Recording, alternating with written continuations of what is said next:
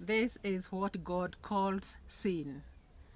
Sins that we normalize and we think we are good, but we are sinning against God. And these are the ones that we should listen to, even after this, listening to the ones that we thought are not sin. So this one God calls sin, and we are going to listen.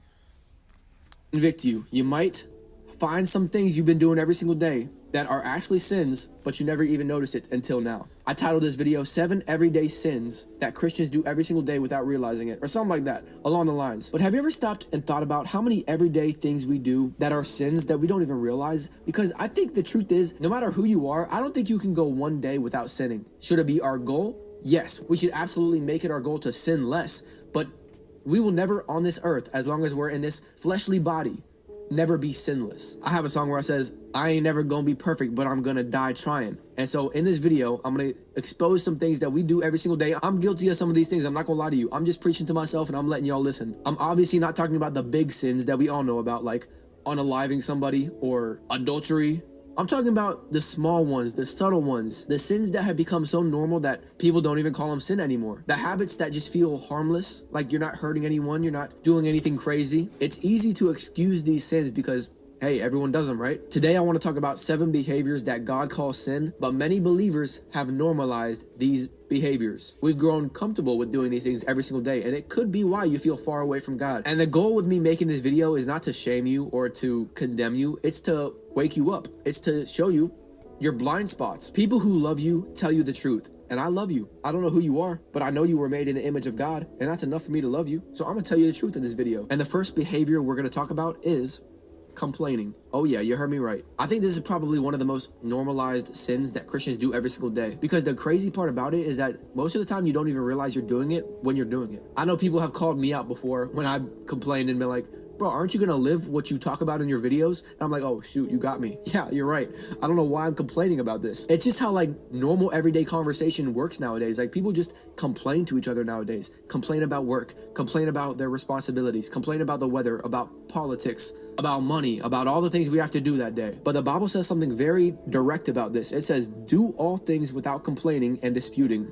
It didn't say do most things. It didn't say do some things. It said do all things. Think about the Israelites when God freed them from Egypt. So God set them free from slavery in Egypt, and he did all these crazy miracles, all these signs and wonders to get them freed and rescued. And while they were out in the wilderness, God was literally feeding them every single day with bread from heaven. Like they were literally getting heaven food, and yet they still complained. They complained about the food. They complained about the journey. They complained about Moses, the one who was leading them out of Egypt. At one point, they were literally complaining so bad that they wished they could go back to slavery because they missed how it used to be. And the Bible says all this complaining displeased God. And complaining is really just a perspective problem. When you realize that somebody out there would literally trade everything to live your worst day, like there's somebody out there in a Ferrari wishing they had a nicer car. There's somebody behind the Ferrari in a Honda Civic looking at the dude in the Ferrari like, man, if only I had the Ferrari. There's somebody behind the Honda Civic on a bike who's looking at the dude in the Honda Civic like, yo, I wish I had a car to get around. There's somebody at the bus stop looking at the dude on the bike like, yo, I wish I had enough money to buy a bike so I can move around on my own.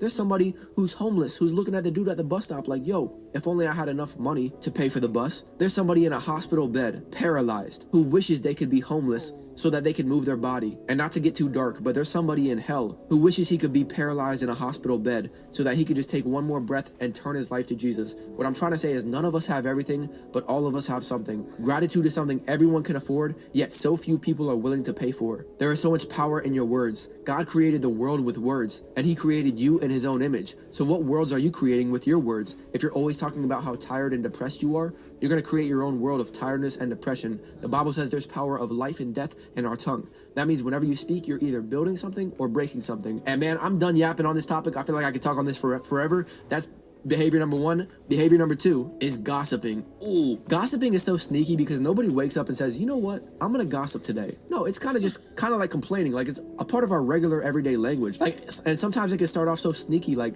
did you hear what happened to them? And before you realize it, you're having this full-on conversation about someone who isn't even in the room. And you're probably saying things that you would never say to their face. And the Bible says in Proverbs that gossip separates the best of friends.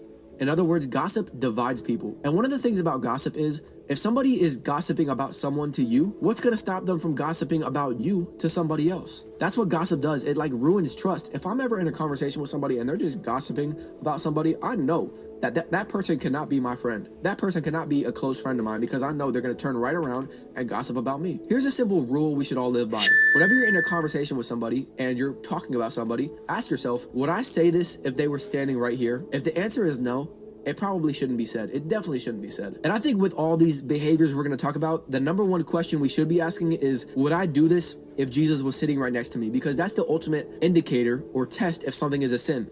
If you wouldn't do it if Jesus was sitting right next to you, then you should not do it at all. In fact, there's a quote I heard the other day that said, if you're looking for reasons not to do something, do it. If you're looking for reasons to do something, don't do it. And sometimes the most spiritual thing you can do is just stay silent. Okay, the Bible talks about this a lot, how even a fool looks wise if they just remain silent. All right, and the third behavior is lying. So you'll notice these first three have to do with our communication. We sin a lot when we talk a lot. And I actually did a video on this recently, the things you should never tell anyone. I talked about this verse which says, too much talk leads to sin. Be sensible and keep your mouth shut. I'm telling you, if we just kept our mouth shut, we would stay away from a lot of sin. Because as you see, these first three behaviors have to do with our communication, with our tongue. Another proverb says, those who control their tongue will have a long life. Opening your mouth can ruin everything. Watch your tongue and keep your mouth shut, and you will stay out of trouble. In other words, when you don't know what to do, just stay silent. And this third behavior is lying, like I said. And I actually just looked it up because I was curious. I said, how many times does the average person lie a day? And it said 1 to 2 times. The truth is, even if it's a small lie, that's still a lie. It could be something as simple as like telling someone I'm on the way when you're really still at home. It could be something like I read your message when you really didn't. It could be like exaggerating a story to make it sound way cooler than it actually is. And another thing we'll do is tell people what they want to hear instead of what's actually true. And this is actually called a white lie. And a white lie is described as a small lie people tell to avoid hurting someone's feelings or to avoid conflict. And the Bible says the Lord detests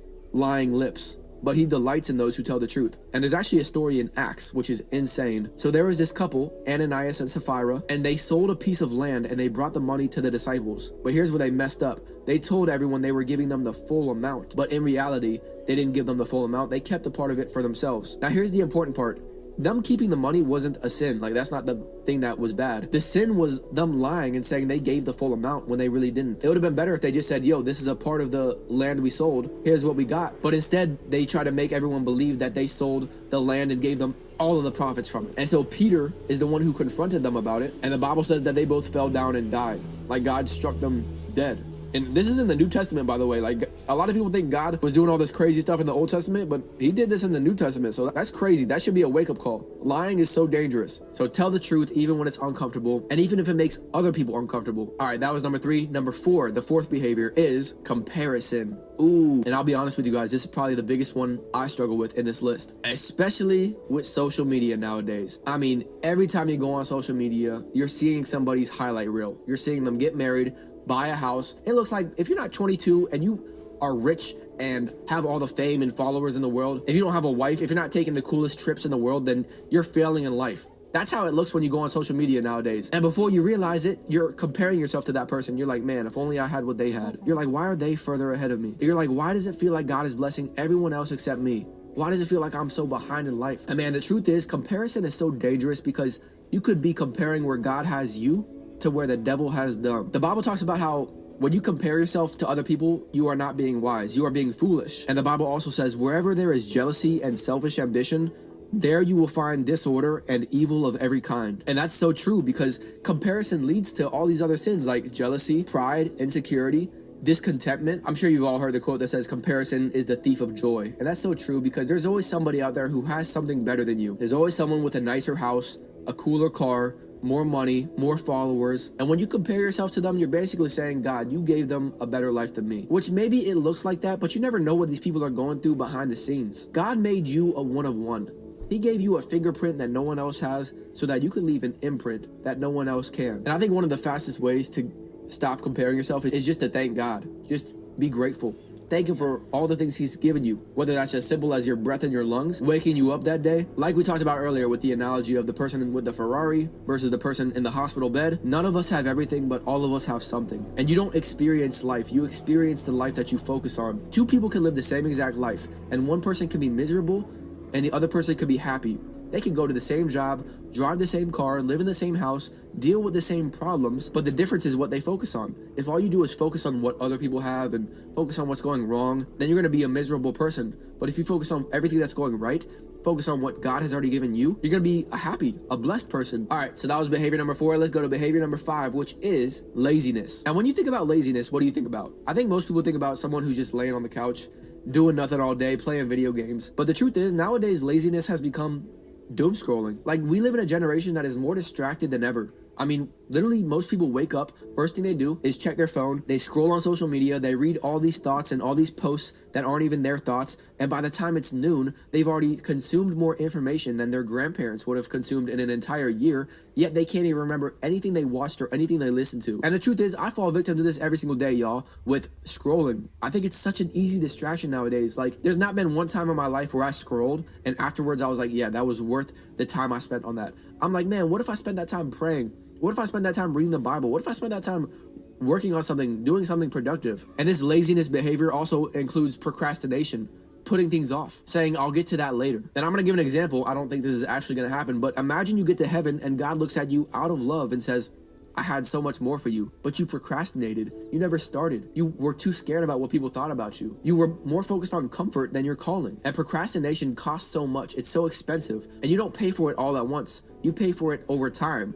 And those small delays compound into big regrets. The pain of discipline weighs ounces, but the pain of regret weighs tons. I also kind of want to talk about gluttony. Gluttony kind of falls in the same category as laziness and comfort because you're just trying to comfort yourself with food. Instead of running to God, you run to the pantry, you run to the fridge. And I feel like this could be its own behavior, but I kind of just wanted to add it in here because so many Christians normalize gluttony. We normalize living to eat when really we should be eating to live. Like, we treat food as our friend when really it should just be fuel. Like, literally, you can go to any church nowadays and they'll have donuts in the lobby and nobody bats an eye at that. Nobody says anything about that. But if you were to go into the lobby and see somebody smoking or drinking, you'd be like, what kind of church is this? Food is Satan's secret weapon. Think about the first sin in the Bible. What did the devil tempt Eve with? Food. Think about Jesus' first temptation in the wilderness. What did the devil tempt Jesus with? Food. Think about Jacob and Esau. Esau literally gave up his inheritance, his birthright, for a bowl of stew. Now, maybe you're not giving up an inheritance or your birthright for food nowadays, but you're trading your energy and your health for that quick comfort, that quick food. And I'm not saying food is bad. We need to eat food every single day. I'm saying the unhealthy food people are eating nowadays and the comfort foods like chips, like cakes, like cookies and donuts and ice cream and all these like sugary, processed, unhealthy foods. All right, that's enough yapping on that. Let's go to point 6, which is holding on to offense. And man, so many Christians do this nowadays. We hold on to that bitterness. Somebody did us wrong in the past and we just hold on to it. We replay that conversation in our head.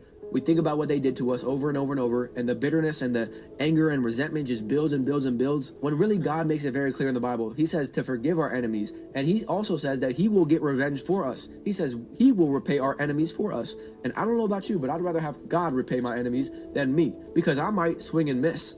God's gonna connect. And I'll put it like this. If somebody brings up a name and it makes you feel a certain way, like you start to feel like bitterness, you start to feel like tense, that's how you know you have not let go and forgiven that person completely. It's a process. I'm not going to act like it happens overnight where you can just forgive someone and let it go. But we need to be working on this. We need to be working on having no bitterness and no grudges in our heart any longer, because holding those grudges only holds you back. And forgiving someone is like setting a prisoner free and then realizing that you were the prisoner all along. Forgiving someone doesn't mean you're saying what they did was okay, but it means you're choosing to hand over that pain to God and letting him bring you healing, and he's going to bring the justice. All right, and the 7th behavior we're going to talk about, the last and final one, is lust.